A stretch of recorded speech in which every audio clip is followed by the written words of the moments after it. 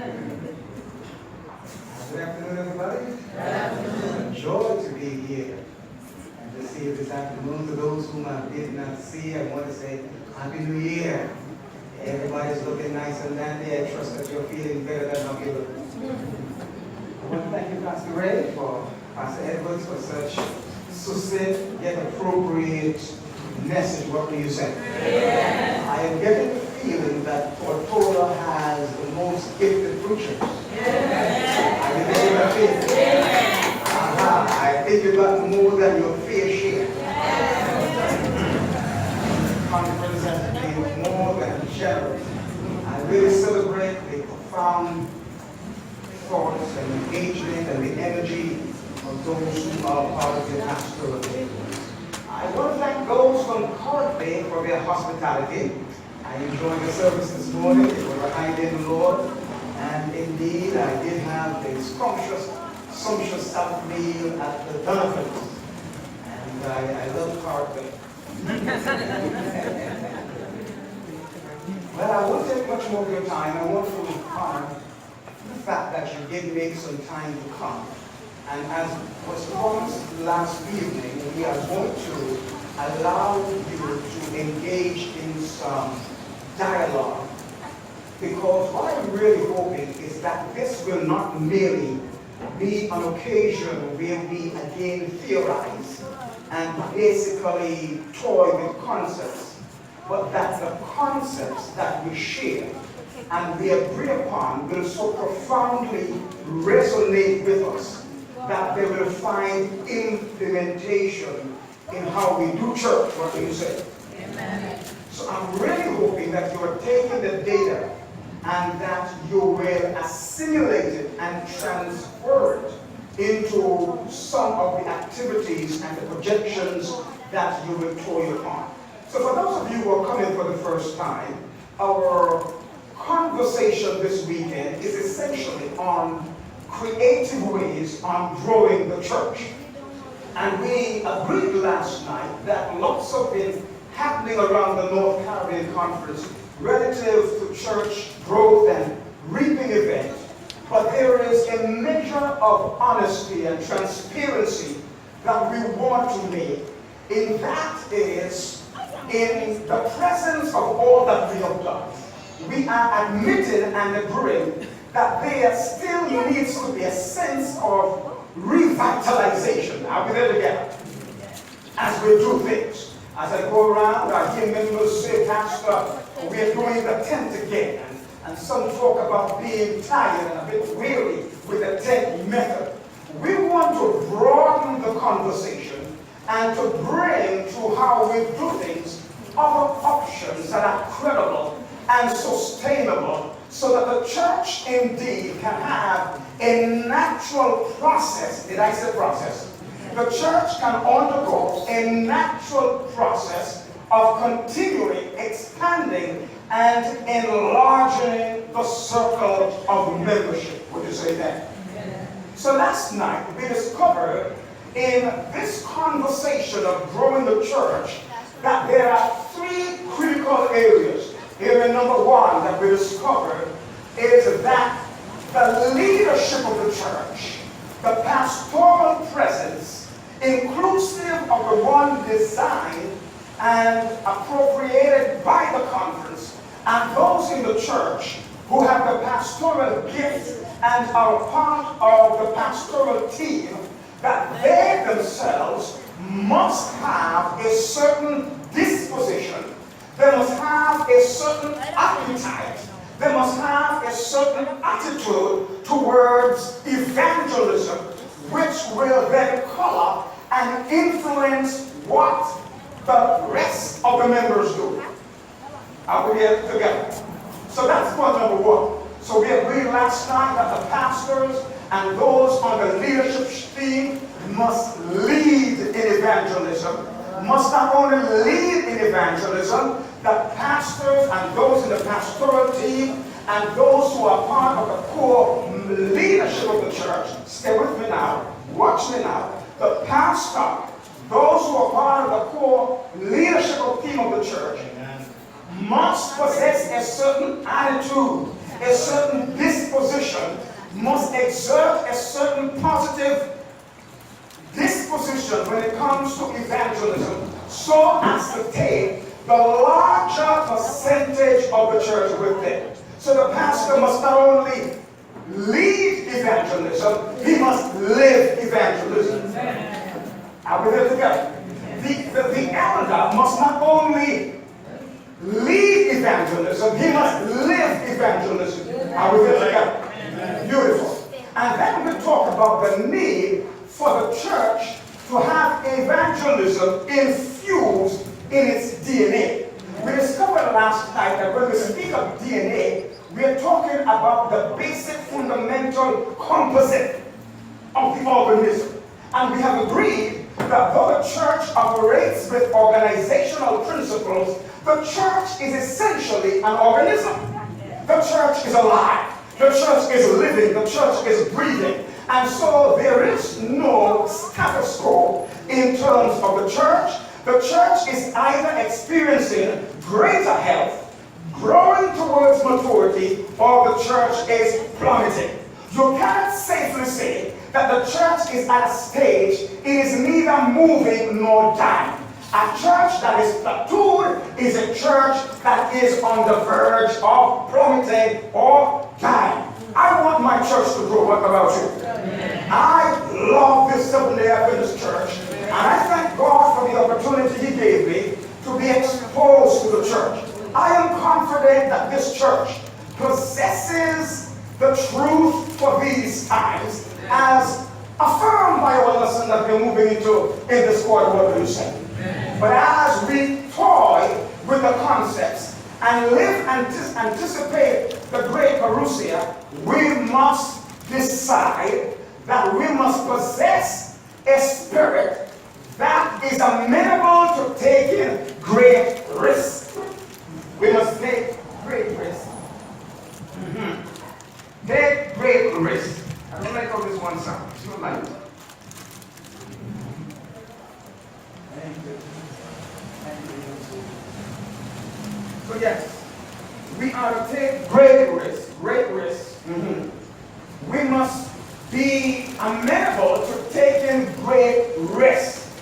We must be able to revisit the functional structures of the church and ask ourselves, are these structures, are these approaches that the church has had since 10 years ago, 15 years ago, are they still relevant to the context? And can we embrace another approach more relevant to the times? I'm trying to go forward, but I'm not going forward. Why? I'm not going forward, no.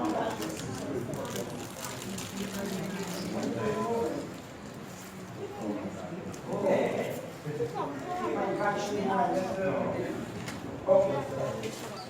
Okay. All right. Okay. So yes, we will on the attitude of the leaders, etc. So I'm just giving a basic background of what occurred last night.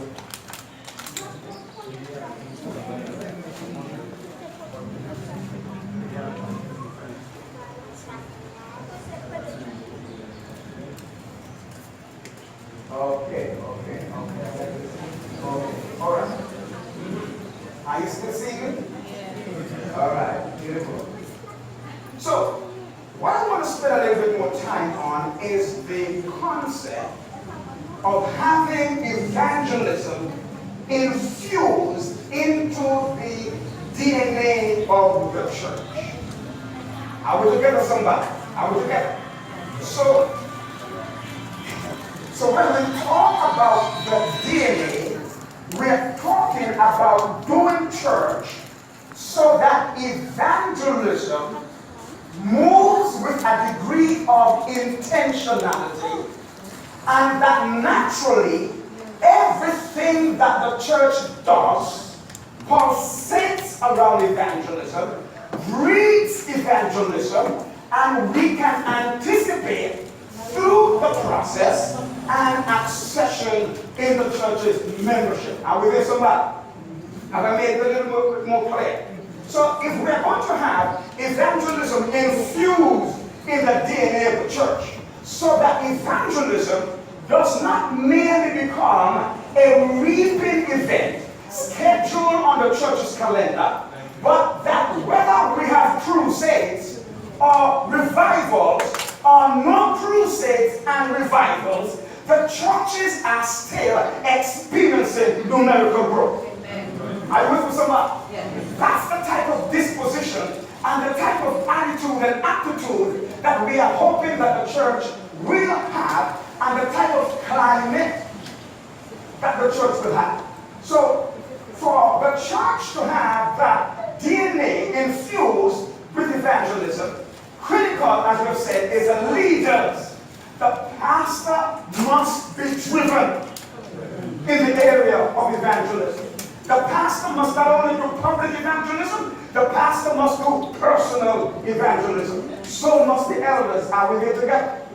Now, from the pastoral presence, there is a core leadership of the church. Am I correct, everybody? So you move from the pastoral presence, and then the other area of prime influence would be the composition of the church board. Are we there? Yes. And then from the church board, we are talking about a larger circle of the church's departmental heads. So notice that if evangelism is going to get into the DNA of the church, those who comprise the prime unit of the church board must also be absorbed and passionate and driven about evangelism. And I am contending, and I am declaring, and I am inviting every pastor to take this seriously. Do not have anybody come on your church board who does not have a passion for evangelism. Are you hearing me? Amen. Do not have anybody around you, part of the core team, who do not want to learn to share their faith. Because watch it now. After the pastor comes the church board. So watch it now. The rest of the church is there being influenced. If the pastor is passionate, but the board is not passionate, then we are putting a barrier in the agenda of the church. Are we there, somebody? So those who come to the board must not only be people of status in the society. They must not only be people who are well able to articulate views. There must be people who have met Jesus. There must be people who are serious about the mission. There must be people who are resilient in terms of growing the church. Are we here, somebody? Amen. All right. So, we discovered last night that the chief concern about the board is not passing church plans or church finance. We discovered last night that the primary role of the board is to plan for the spiritual nurture of the members and to foster evangelism in all of its phases. I must admit, I have had junctures in my pastorate when I myself have not been consistent with the recommendation or the directive of the manual. But we must come to a point where you must agree and seek to do better. What do you say? Yes. The manual says that the primary purpose of the board is to plan evangelism in all of its phases and to foster church growth. So watch it now. I'm having some issues here. Wow.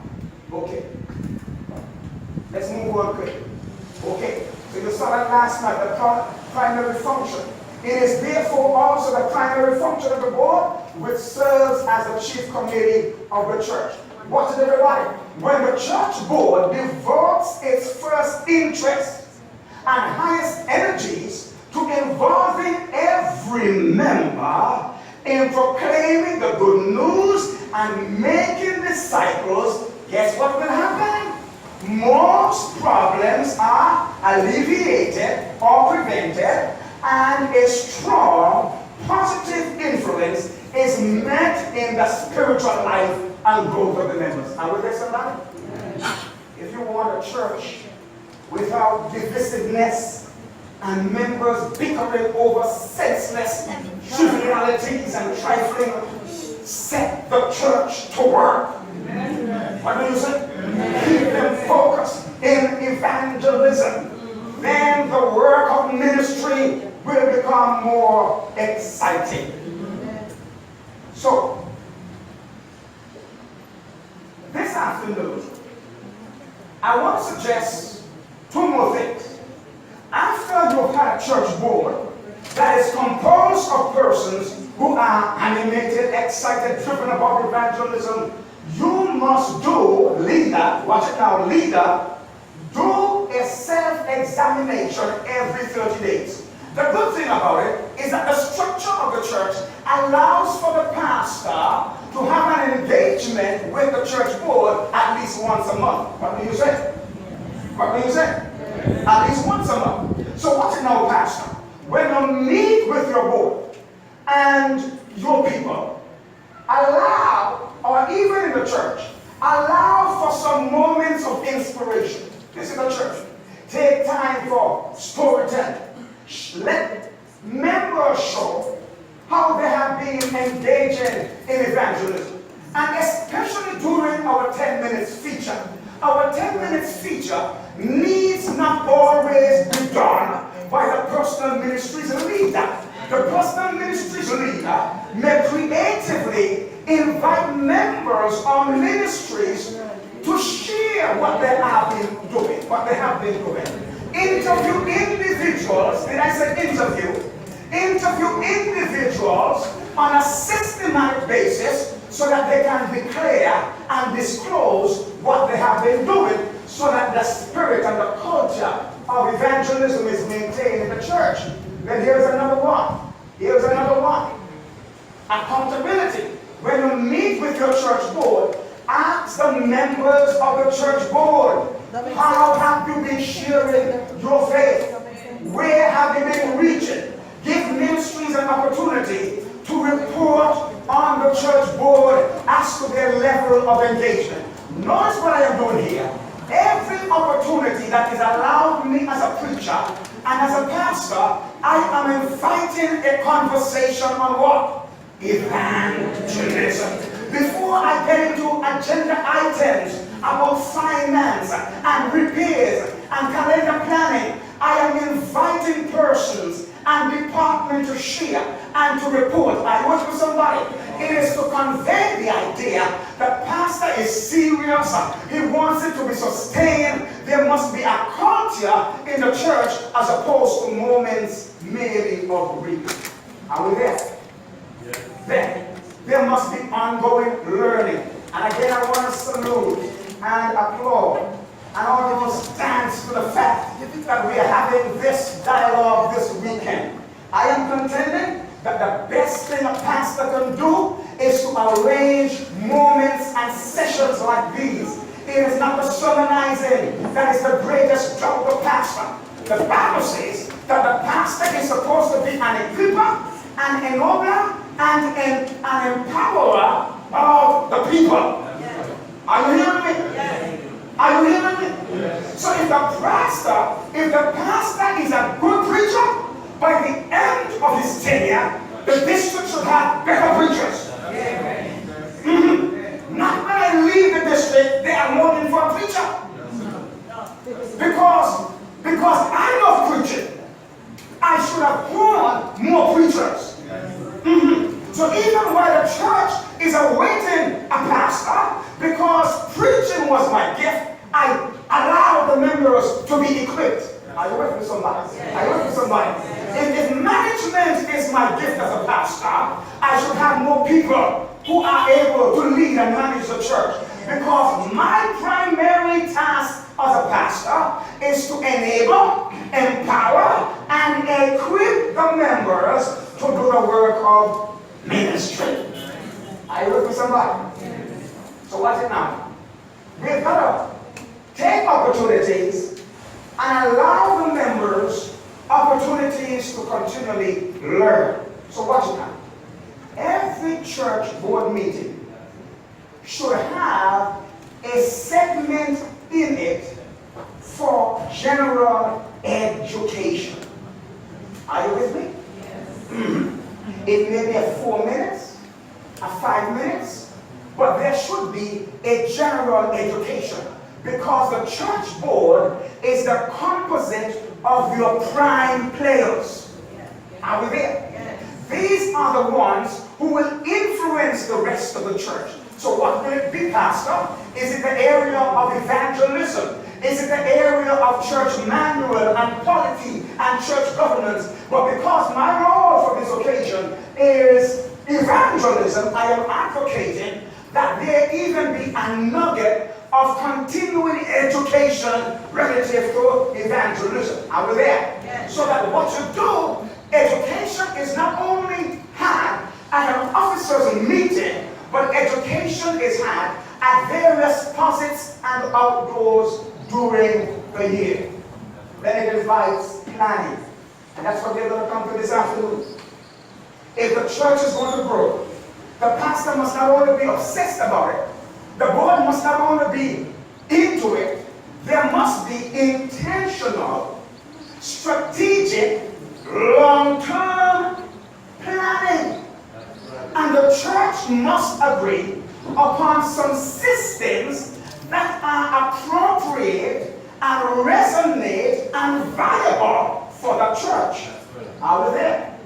Based upon the giftedness, the resources, and the skill sets resident in that church. Are we there? So watch it now.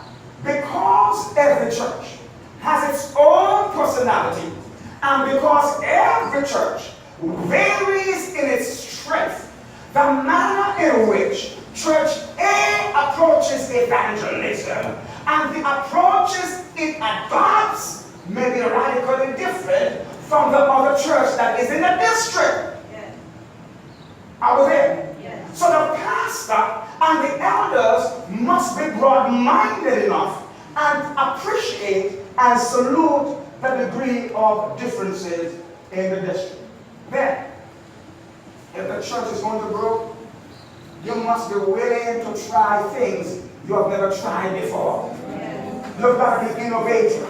So watch it. Somebody this morning gave a welcome here. Somebody gave a welcome this morning that I thought was very innovative. Now watch it now. A welcome is something that we do all the time. Yes. But the question is, are you going to give it to me the same way, the same time? No. You don't want it the same way all the time. Are you with me, somebody? Yes. You married people know what I'm talking about. You want it the same way all the time? Same person, but you've got to dress differently, etc., etc. Are we there? Yes. So why you all look so serious and as if I watered on some unsabbatical conversation? They don't like changes. So watch it now. Watch how creative the sister was this morning. She says, we're going to be the welcome now. I want husbands and wives to turn to each other and say something to each other. Oh, I'm so happy to see you on the first Sabbath of the year. I thought that was very creative. And then he said, husband and wife, I want you to take your hands. He said, I want you to take your hands. I want you to hold each other's face. Are you here? Yes. And I thought, what? I didn't know she thought about it, but it was an element of creativity. Are we there? Yes. And that's what we are talking about. There are some systems in the church that will repeat themselves, that will be sustained. The challenge is, what creativity do you bring to that which must be retained? So the scripture reading was done this morning in one manner.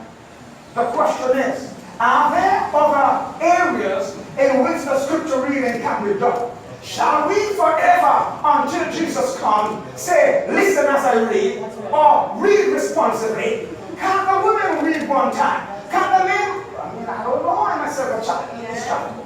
But the issue is, you must find creative ways in doing the same thing. Yes. Are we there? Yes. Mm-hmm. And then, the pastor and the prime leaders of the church must be honest enough to look at the measures and modes of evangelism that you have employed over the year and ask yourself the hard question: are these modes still working for us? So I know Road Town likes to go to the bandstand. And Road Tom was at the bandstand. You call it the bandstand? Yes. Road Tom was at the bandstand today. Well, I guess it's a good thing to go to the bandstand to tell the people that you are still there. You have not gone into oblivion. Okay? But when the church is built again, you got to ask yourself, is this the reason to go to the bandstand? And is anybody doing any follow-up and any accountability to see the impact of going to the bandstand? Are you there with me? Yeah. Now I'm not asking you to stop, but I'm asking you to revisit what you do and ask yourself, we have been doing this thing for all of these years, are they still functional? Now watch it now. You're going to find that some of the things that you have been doing are no more relevant. And if you find that they are not relevant, you've got to be willing and bold enough to conduct a funeral for those things that are not relevant. Are you with somebody? Okay. You got to take up the trash. And that's what happens over every year. Over every year. Before I came, I told my wife, God, we've got to throw away some stuff. You know some stuff that's built up over the years? And you have them there, they just don't work? Same thing happened in the church. In terms of our strategies, they build up. And we just do them, we don't even know why we're doing them. And we've got to ask ourselves, will this thing work for us? Now, we're going to move into something that is crucial. So we're saying that the prime and chief role of the church board is to one, nurture the spiritual lives of the brethren, and number two, to plan the fostering of evangelism in all of its phases. Are we there, somebody? Yeah. Watch it now. The structure of the church allows a council authorized and accountable to the church board to do the majority of brainstorming in terms of assessing the church's climate, territory, and conditions, and to make appropriate recommendations to the church in terms of a path of evangelism. And this council is known as what, everybody? The Personal Ministries Council. Now, I stayed up last night and I tried to increase the front. I am not so strong as Pastor Edwards on the computer. So would you give me a little massage to my ego that I have been able to increase it? And you all have to say amen, hallelujah. Praise the Lord. Right. So what's it now? Let's read together. What is the role of the personal ministry department? Let's read together. What does it do?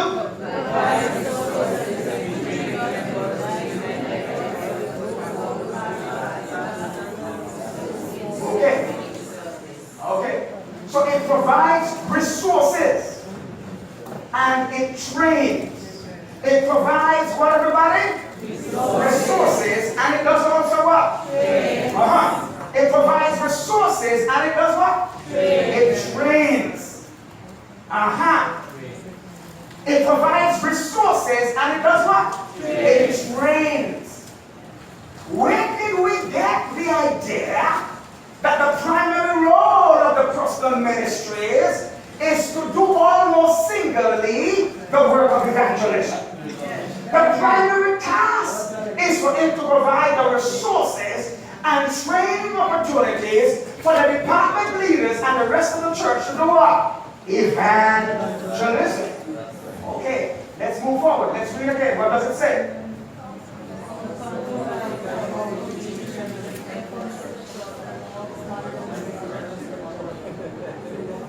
Can you see the screen? Yes. Would you have to read? Let's read again. What does it say?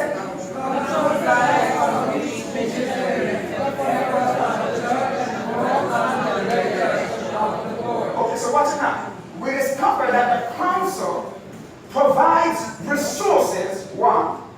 The council provides opportunities for training, and number three, the council guides. The council does what?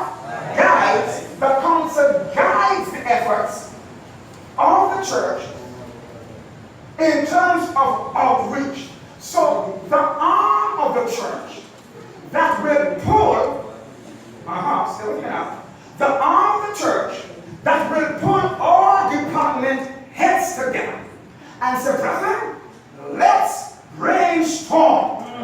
as to where how they should go.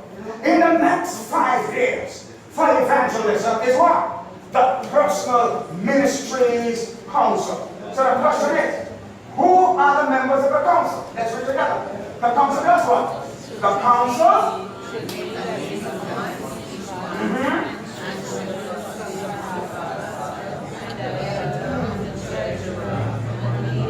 You're not being nice to me. You're not being nice to me. Is there something word in you? I'm not hearing you read. Let's read it again. It says what? The council should meet at least once each month and should consist of God.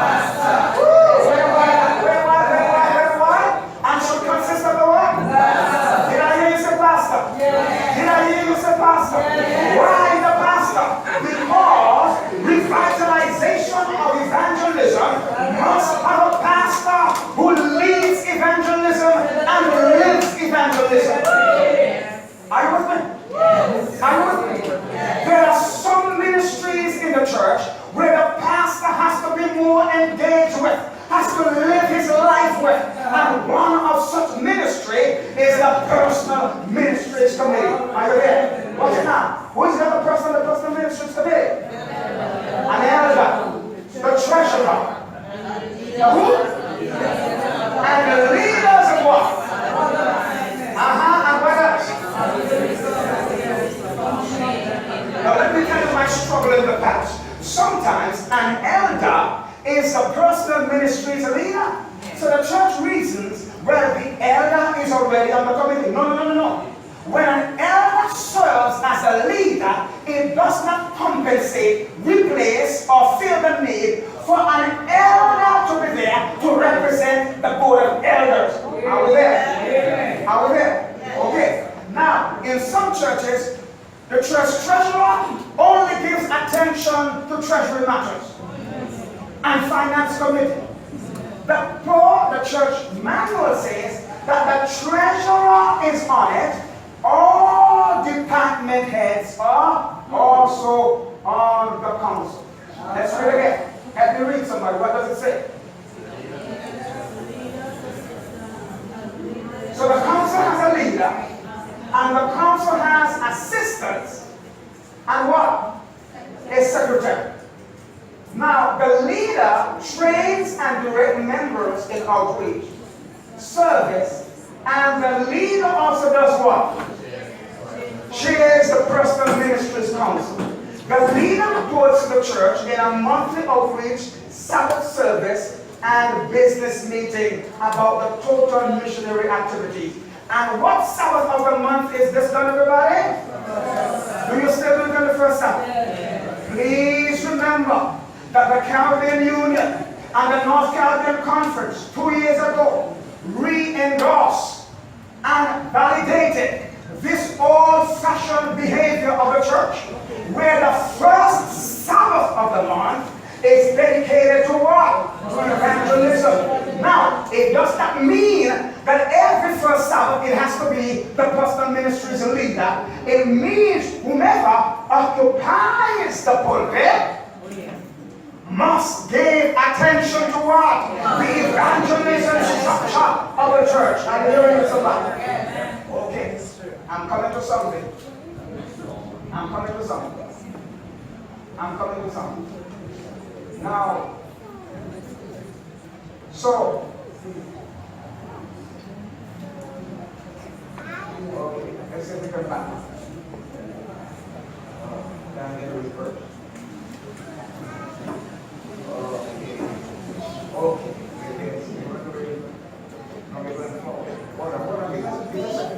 Take a breather. We're coming now. Take a breather. Take a breather. Oh yes. This is what I want you to know. In terms of department heads, this is what I want you to know from the church manual. Let's read that together, everybody. What does the church manual say?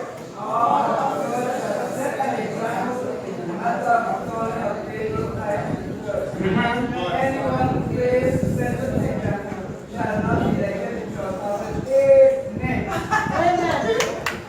That's the church manual. We don't need to read it again, do we? That's the church manual. That's the church manual. If you follow the church manual, you will not get into issues.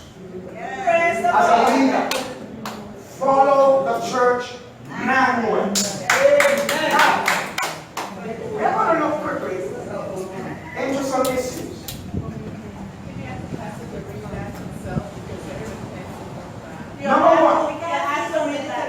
Number one, here is the trouble. Many times when we are finding leaders to lead a church, stay with me, don't leave me. We wait until the election of church members or church officers to raise the issue as to people not contributing. That is poor spiritual leadership. It is unfair to the member to reserve looking into the books at the end of the year when election is about to take place. Because the looking into the books is not so much to discover who is fitted for office or who is unfitted for office. The discovery of who is participating in the financial system of the church is not so much to find out who is contributing or to find more money for the church. It is, as we have discovered in last quarter's Sabbath school lesson study, that the remittance of one's tithe and offering is one of the indicators as to whether an individual is on the ladder of spiritual maturity. Are you hearing me? Are you hearing me? And that's what. I am no more intimidated. I am no more afraid as a pastor to engage my treasurer and other appropriate persons to do visitation relative to persons' contribution. Because when I do it, I am not looking more money for the church. I am concerned about the spiritual growth and the maturity of the member. Are you hearing me? And guess what happened? In every church, there is a percentage of persons who are lawfully and legitimately employed but are not participating in the financial system of the church.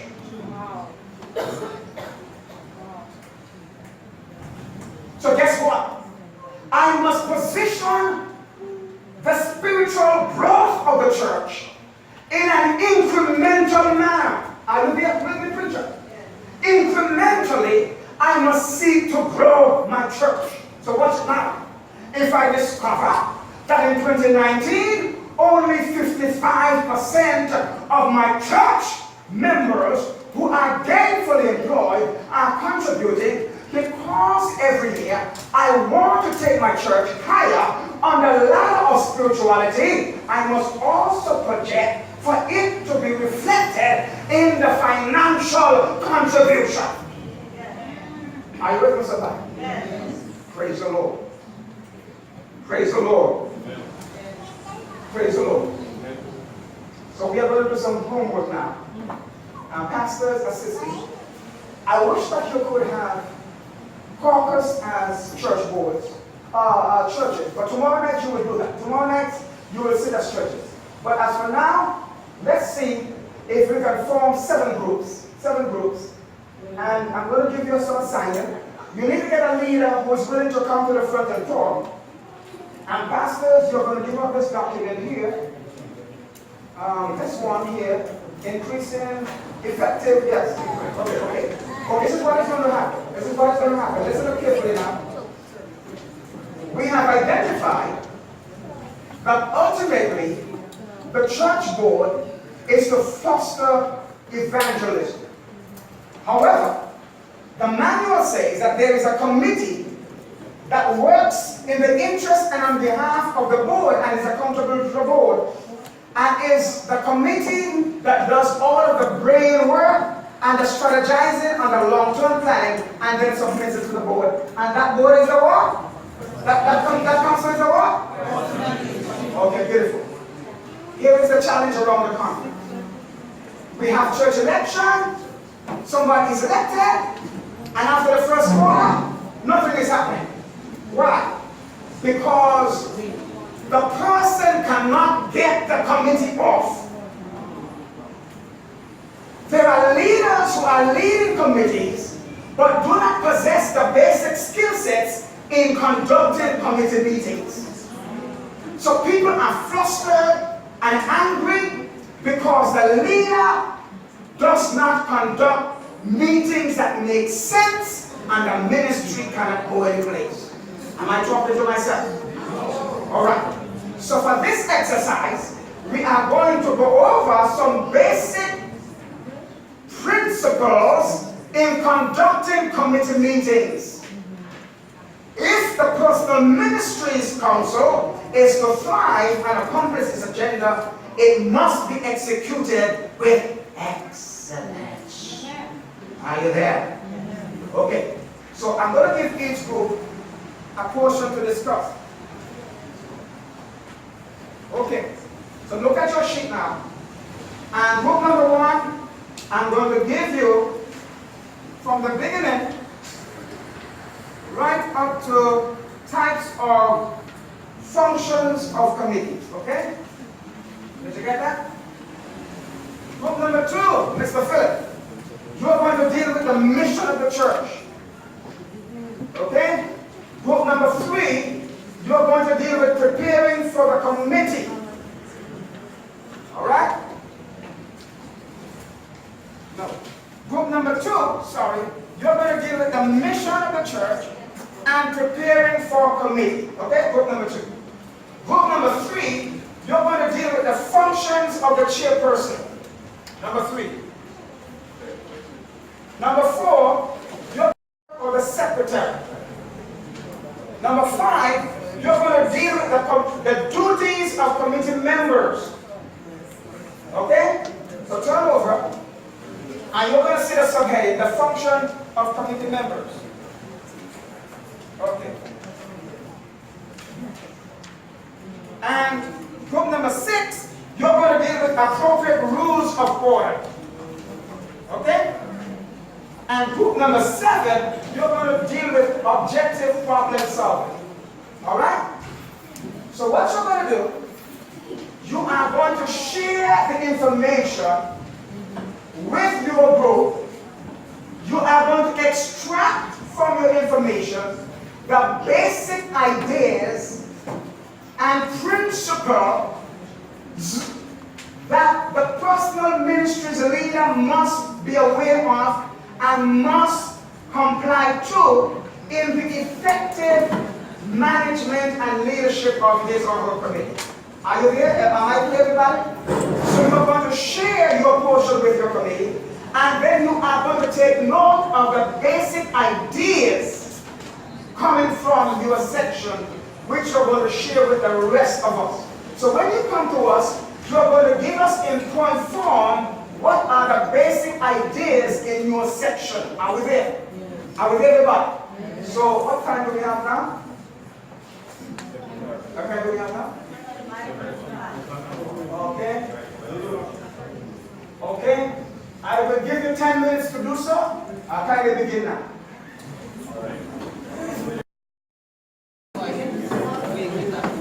Okay. Now, I want you to see me on the board.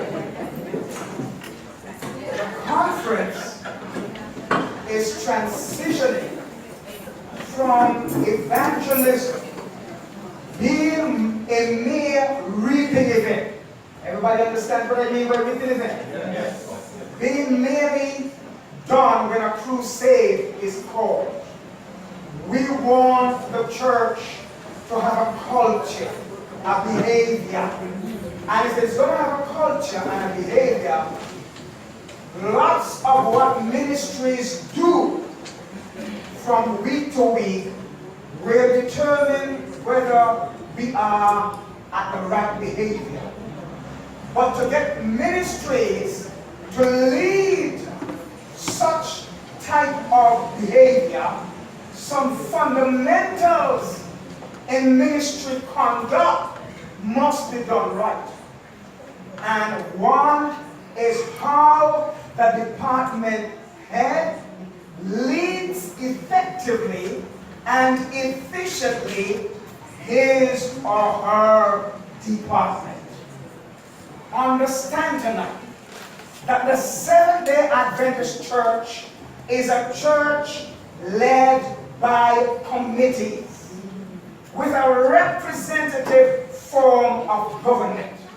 If you have been called to be head of a department, it doesn't matter how gifted you are, it doesn't matter how professional you are, it doesn't matter how eloquent you are, if you can't get a following of those whom the board has given you, you have failed as a leader. People must follow you.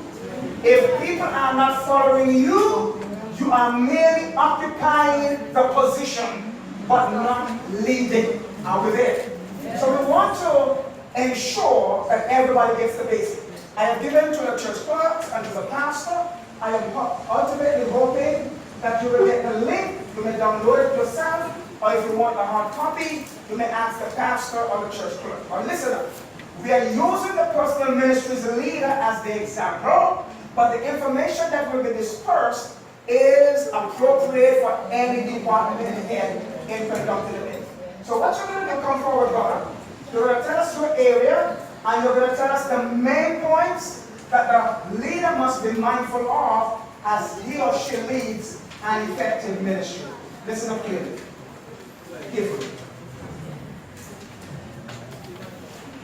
Thank you, Pastor. We were asked to look at effective committee meetings, the introduction pretty much a guide for congregations, and types and functions of committees. Are you hearing me? Yes. Okay. So I want to bring you along. How many of you have heard of board meetings, or heard people joking about board meetings being dreary, waste of time, unproductive? Have you heard those comments? Okay, so it seems some people are shy to admit that. But what they're saying here doesn't have to be that way. Okay? But first of all, we must be clear on what a committee is all about and how it functions. And one of the things that we came up with is that a committee, and like Pastor said, that the leader of the committee must be effective as a leader, must be able to pull people along, express their vision clearly, and get people to buy into it. And it must not be a committee or a body where someone is just dictating everything and others are there like statues or what do you call rubber stamps. Alright, so everybody is participatory in an effective committee. Alright, and what they're saying is that a committee are groups of people that have been empowered by the church to make appropriate decisions at a particular time.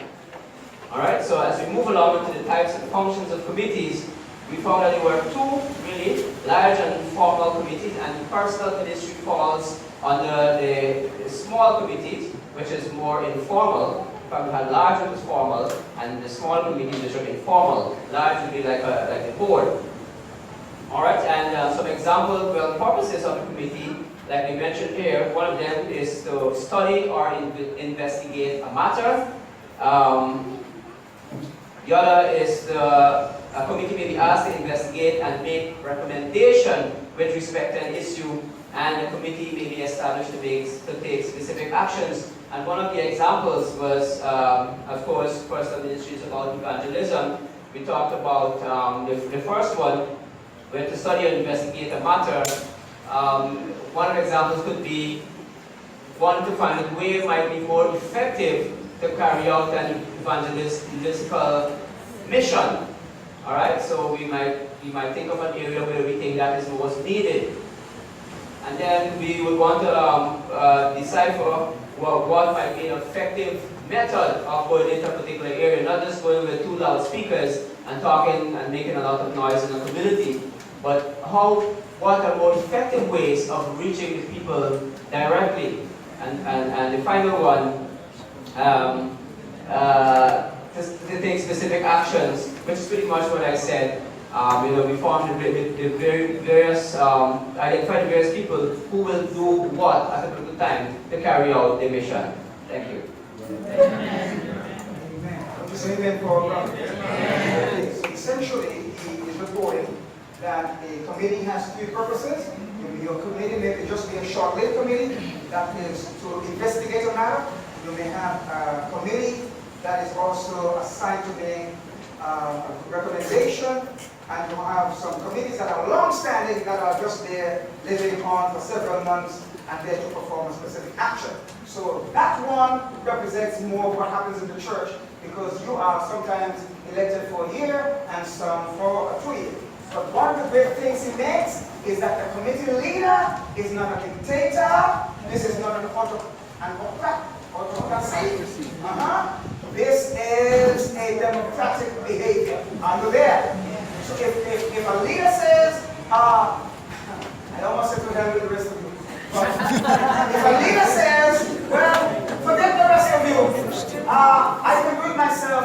You would have still failed. Are we there? That's your. Okay, group number 2.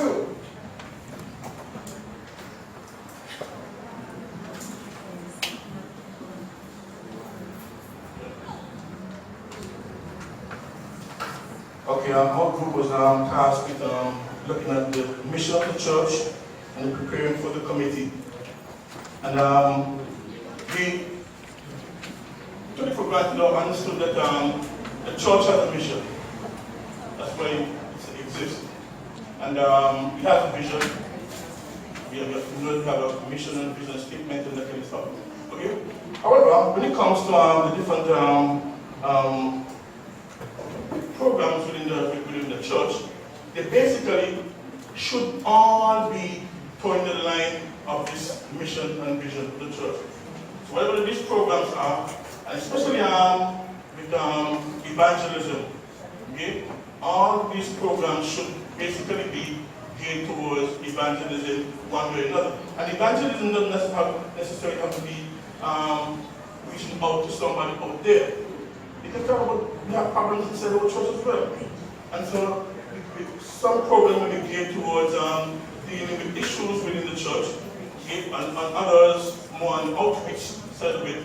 But the whole thing is that programs that are done within the church should all be pointing towards the overall goal and vision of the church. And we talked about things like let's assume that one department, let's say family, like I said, put on a picnic or something like that. How do we get our mission and vision into that?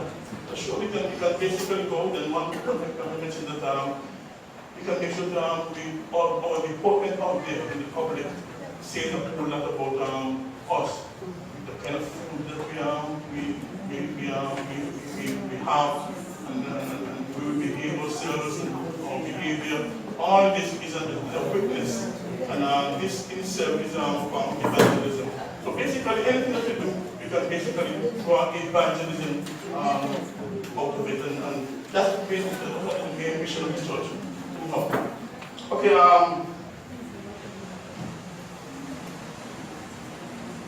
in preparing for the committee, we talked about we mentioned the purpose of the meeting, that the meeting must have a purpose. And a lot of times we have a little issue that we could basically deal with on the phone, maybe. And we're going to call people from their busy schedule and together them up to talk about some little everything that is more than frustrate people. Okay?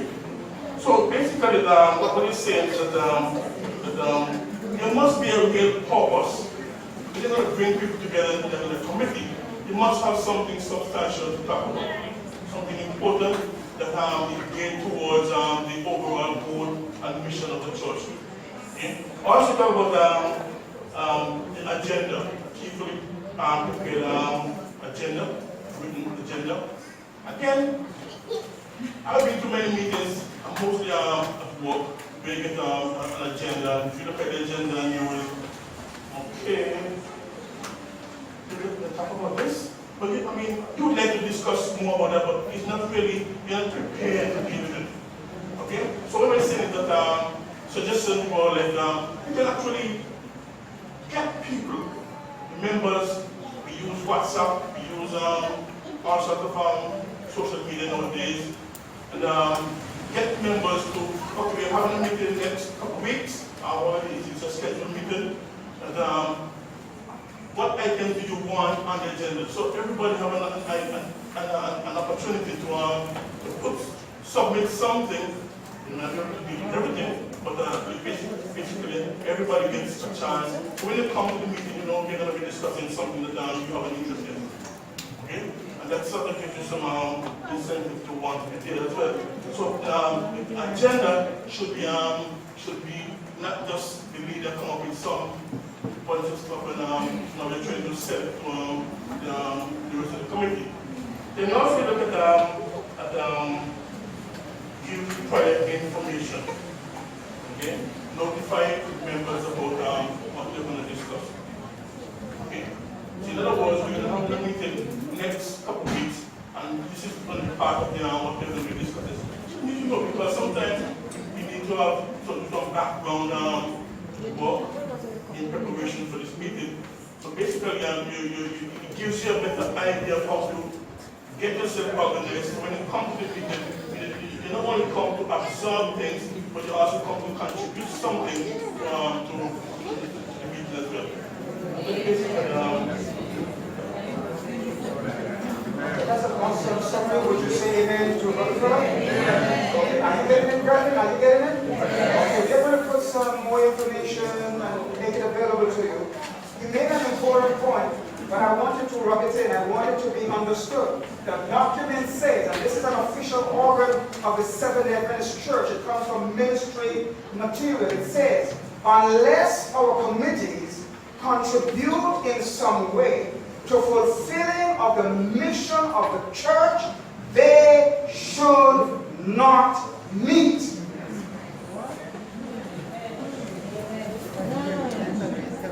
Are we getting it? For this represents a waste of time. So I am hoping that you are seeing how proper committee leadership and governance contributes to the evangelism culture that we are seeking to build. Because apart from having your agenda, and Brother Philip says that not only the chairman contributes to the agenda, but other members of the committee should be given opportunity to do what? Contribute to the agenda. So what is the agenda, everybody? The agenda is a clear outline of the matters that we'll what? Discuss. All right. And there is a clear purpose for the meeting. Are we there? So the funny thing about it, he said, okay, in terms of the church having a social etc., okay, and acceding to the mission of the church. He did the thing that I grew up on, what Pastor Peter Aaron used to say, lifestyle evangelism. Remember that? Lifestyle evangelism. Okay, we want you to do something more than lifestyle. A picnic is something that people love to come to. Adventists love it, non-Adventists love it most. So why should we have a picnic with only Adventists? Are you there? So the picnic is what we call a non-threatening approach. So what we are saying, churches, be intentional about your non-threatening activities. and get non-Adventists in on the non-threatening activities that you're having. Picnic, social, Pathfinder Club, women's ministry, all those sponsored activities that the church is not preaching and teaching doctrines have tonload of non-Adventist present. Are we making sense? Yes. Praise the Lord. Next group. We're going to take questions after because I don't want it to walk out. Okay. I hope you will stay until all of the group presenters are presented. And here comes division.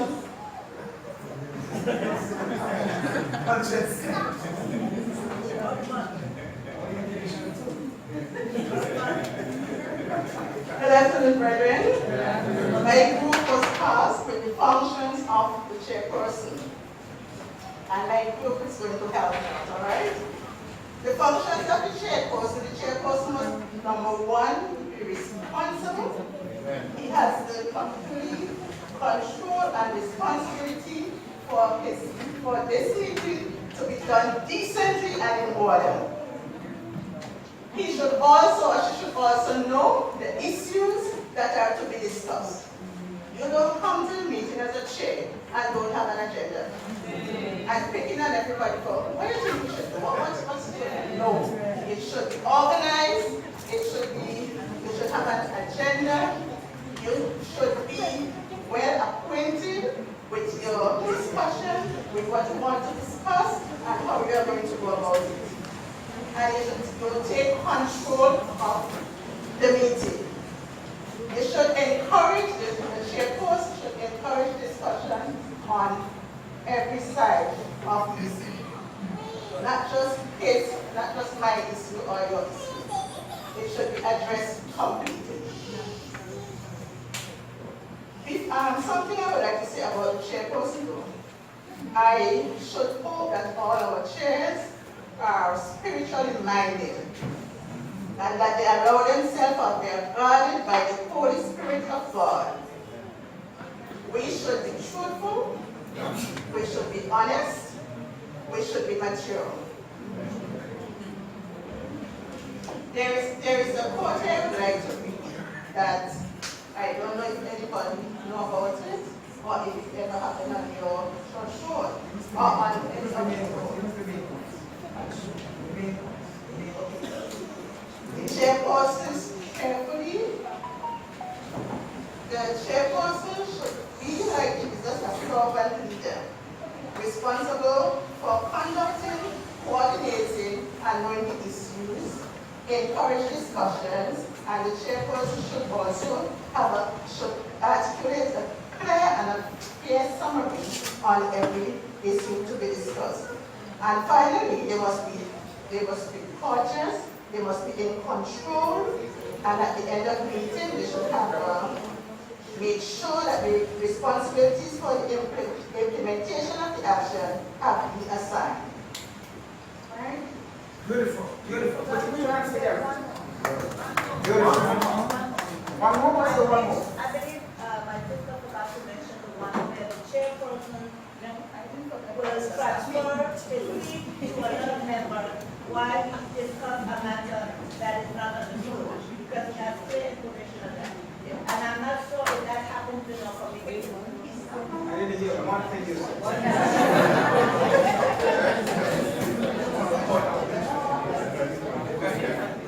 Probably should get the money. He transferred his position as chair to another member while we explain. Okay, I understand. All right. Well, the material is yours to be had, and the link you can obtain to get the details of the thing.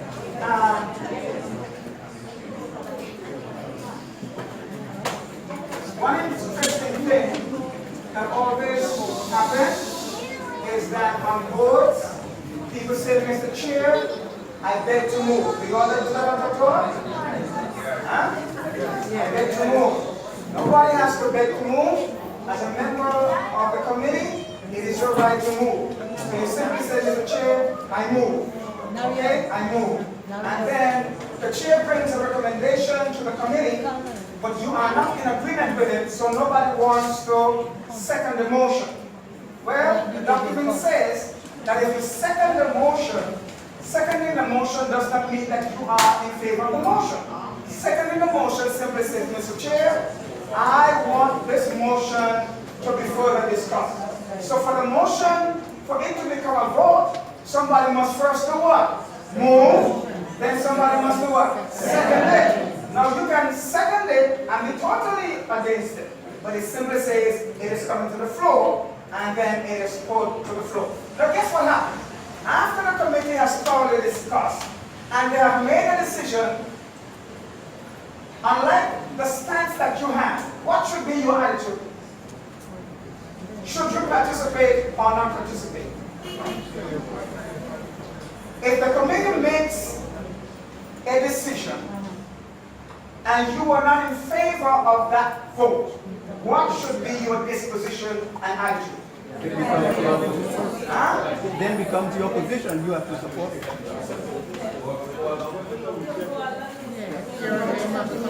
That's right. You must go along with it. You must go along with it. You must go along with it. After due process, you must go along with it. You are ethically bound to go along with it. You are ethically bound to go along with it.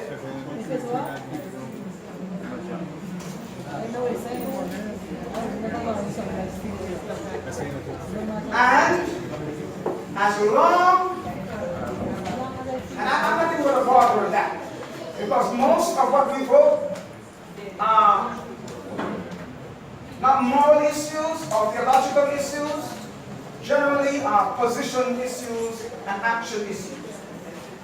After thorough discussion has been had, your voice has been muted as a member. So when it goes to the board, to the church and business meeting, as a committee member of the personal ministries, you cannot get up and say, I did not vote for it, or I am opposed to it. You have no more voice, but you have vote. Are you hearing me? So as a board member, if an issue is coming to the board, to the church and business meeting, you cannot talk against it. But it is still your right when the vote comes to vote either for or against. But you're going to look like a complete move. If you are a part of the board, and the board is making a recommendation, and the board is saying, let's go right, and you are a part of the board, and you're going to get up and say, let's go left, you are part of the body. So your last chance now is to vote either up or down, but you cannot talk against it. If you cannot talk for it, then you push mute or you push mum. Praise the Lord. We're almost to the end. Let's go, please. Oh, God's church is a church of order. What do you say? Amen. Not confusion.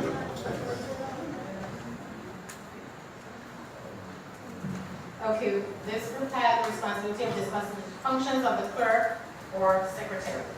Now, first and foremost, it is important that the secretary and the chairperson meet. Not necessarily meet in person, but at least have a conversation to discuss what is going to happen in the upcoming meeting. Now, the secretary has a number of responsibilities. First, the two have to work on planning the agenda. As the group before mentioned, you can't come to a meeting with no agenda. So the secretary, along with the chairperson, must set the agenda, and the agenda must be available to discuss, preferably before the meeting, so that you can start processing the ideas and questions and so forth that you may have in your mind. This lends for a more constructive meeting. Okay?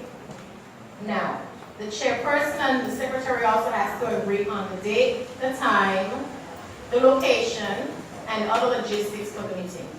But the secretary is responsible for ensuring that the information is just disseminated to the other members of the committee.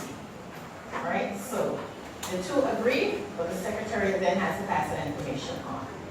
And he also has to ensure that the physical environment is set up. So if it's a church, make sure all the chairs are there. If you need tables, make sure all the tables are there. Any printed material that is required for the meeting, etc. The secretary/clerk has to make sure that all the information is available. Now, at the time of the meeting, the secretary is responsible for taking the minutes. Now, we're discussing when it initially starts. We are hoping that we have had committees that can pass on the past minutes to the 2020 body if you're not continuing. Now, there are cases where there are no minutes to pass on, so initially there will be no minutes. But if there are minutes, these minutes must be passed on so that the chairperson can review if it is new. And if not, then it will start up as needed. Now, for the minutes are taken at the meeting. It doesn't end there. At the end of the meeting, it's important for the secretary to go over all the discussion points, all the working points and what was agreed on, to ensure that everything that was discussed is included in the minutes. This gives all the other committee members an opportunity to say, oh, you missed that point, or that is not what we said, you misunderstood, and it gives you an opportunity to have it corrected. After that is done, the chairperson must look at the final draft of the minutes before the secretary completes it. Then the chairperson needs to look at the final document before it is sent to the body to look at. Now, it is also discussed that minutes should be prepared and disseminated preferably before the meeting so that they can look at and plan in mind what are the things that are going to be discussed to save on time. You don't want meetings that are long-winded that go to nowhere. And I think that is it.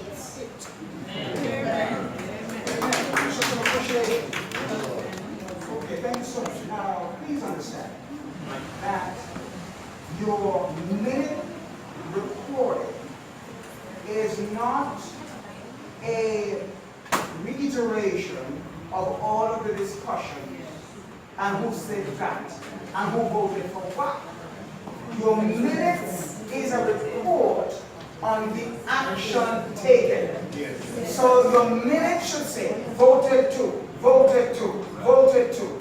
Not that we had a discussion at the piano and Brother John moved and it was seconded by Sister Jones and alternated. Now, if you want to take all of that background information for your private thing, that's okay. But in the rendering of the meeting of the minutes, it is simply action that is taken. And I like to advise treasurers to take complete rendering so that you can actually be helpful to the chair to remind of the data. But in terms of the actual reporting, it is simply actions that were taken. Voted. Okay, next group, please. Okay, we just have one more after this sister, then we're finished. Two more. Good evening, everyone. I'm reporting on behalf of Group 5. We were asked to look at duties of committee members. And 5 duties that we identified from the reading were: 1, the chairperson is in control of the meeting. 2, all communications and seeking clarification to matters discussed should be directed to the chair. 3, committee members are to conduct themselves with Christian decorum. 4, frivolous motions and long time-consuming speeches should be avoided. And 5, at the chairperson's discretion, other persons can be invited to attend and address the meeting as invitees. However, they are not entitled to bring a motion or to vote. Persons should be asked to leave within the matter that they have been brought to this court as attended to. And in terms of recommendations, one of the main points that was already one of the other groups is that there must be an agenda. But moreover, we first must know who the leader is, because sometimes we don't even know who the leader is. And that leader should at least have a deputy appointed in cases where they are absent. Also, we should ask the leaders to circulate the agenda to committee members in advance.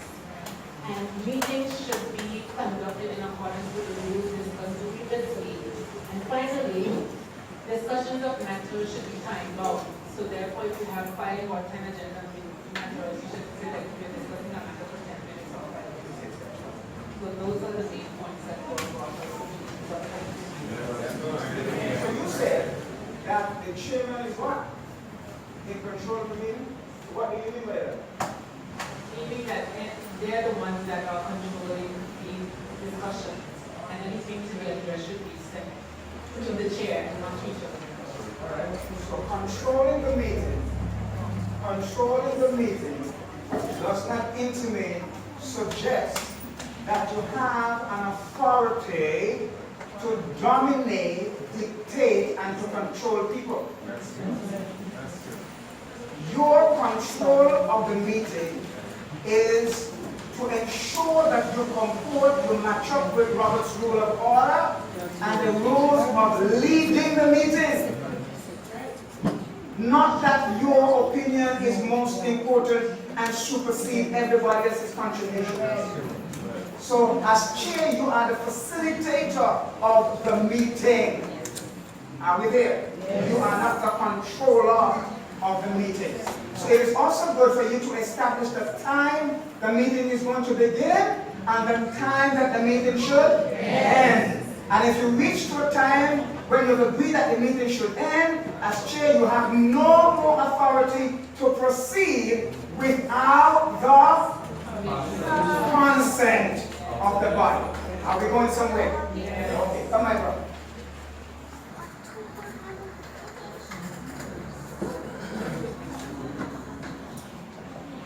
So we're looking at appropriate rules of order, and what we are looking at is that every motion passed through the meeting must go through a certain basic process, and all of the persons in the committee should be familiar with the process. And the pastor has taken some of the thunder from this section. But I know that the committee members that I was working with will still want to be represented. That's why I'm here. So, in terms of piloting a motion through the committee, we have the motion to be presented. Now, the motion should be worded very clearly and as exactly as possible. And in some cases where you have discussion before the motion is presented, that discussion should be limited. So all motions require that the motion be made and then a second should be given. And that is one of the things that the pastor already said, that the motion can be seconded even by a person who is not in favor of a particular issue. So the members discuss the motion after it is voted, after it's moved and seconded. That is when the majority of the discussion takes place. If in the discussion it is found necessary to make an amendment to the motion, then that amendment should be made, and then the motion with its amendment be put to the vote. So after the discussion, then a vote is called for. But before the vote is called, we need to cease the discussion. And so we have to have an agreement in terms of the majority of persons ceasing voting or agreeing to cease discussion before the vote is taken. Now, when the motion is restated at the end of the discussion, it must be restated clearly so everybody will know exactly what they are voting for. And one of the interesting things we came across is that every person should be given an opportunity to vote. Those who are for should be given that opportunity, and those who are against should also be given that opportunity to vote.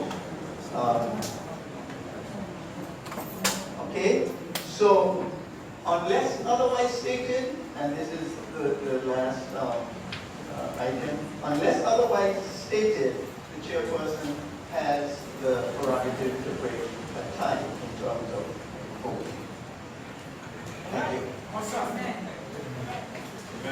Okay, I'll find your recorder. We invite you to come.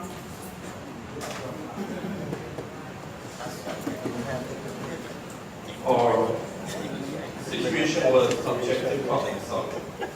And quickly we said that you have to identify there is a problem. You can't solve a problem if you don't identify that there is a problem. Secondly, you must have the best information possible relevant to the problem. And you have to encourage your critical thinkers, people who ask the hard questions. Don't shut them up, let them ask the question, because you will make a decision relevant to the problem. Then you have to keep it with integrity, honest, fair, frank. Keep it friendly. We have clear about the situation as well, friendly environment. You make a decision. After you discuss, try and make a decision. When you make a decision, you monitor it, you evaluate it, and you go from there. Alright? And we have the three most important things when you're doing things like that is that you have various methods used to solve the problem, and biblical principles. One has to follow biblical principles, and prayer. Thank you very much. Would you say amen? Amen. Amen means that you're going home just now. Everybody else needs to leave. Their time said, I'm going to ask the pastors to give out some material to all department heads who are here. We'll kind of do that now. If you're a departmental head, please raise your hand so you can receive very quickly. If you're leading any department, okay.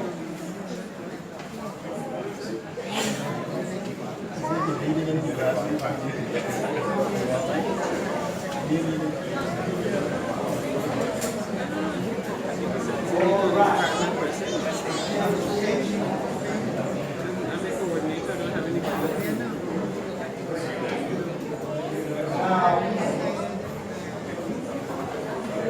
Again, I'm saying, brethren, that many times we do have these sittings,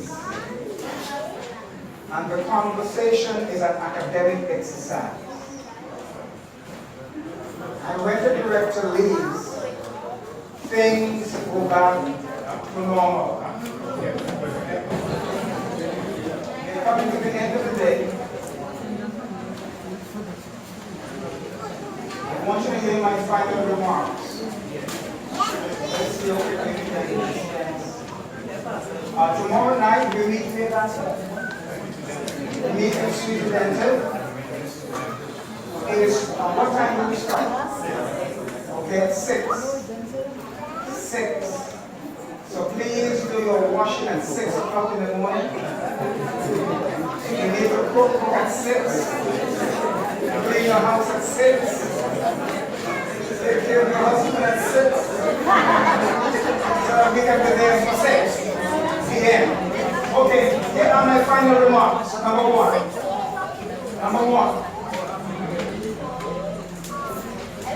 What we have done this afternoon might appear to be a departure from the conversation of evangelism. But I hope that you see how integral it is in what we are seeking to foster, which is a culture of evangelism. We are now saying that every ministry of the church, every department of the church should have an evangelism component to present to the church. Are we together, somebody? However, if you have ideas as a leader, but you cannot galvanize people to work with you, you're in problem. And that's why effective committee and department leadership and management is so utterly important. Tomorrow night, as God allows, I'm going to invite you to come. And as you come, you will sit in your church cluster, because we are going to follow the biblical model for department planning. I am hoping that what you will generate tomorrow night, you will be able to actually implement in your actual department. So if there are ministry leaders who are not here tonight, please know that we need them to be there tomorrow night, because you're going to come together as a personal ministries should come together, and you are going to strategize for your church based upon the biblical model. Are we there, somebody? Praise the Lord. I thank you for your patience. I thank you for allowing us to infringe upon your Sunday evening.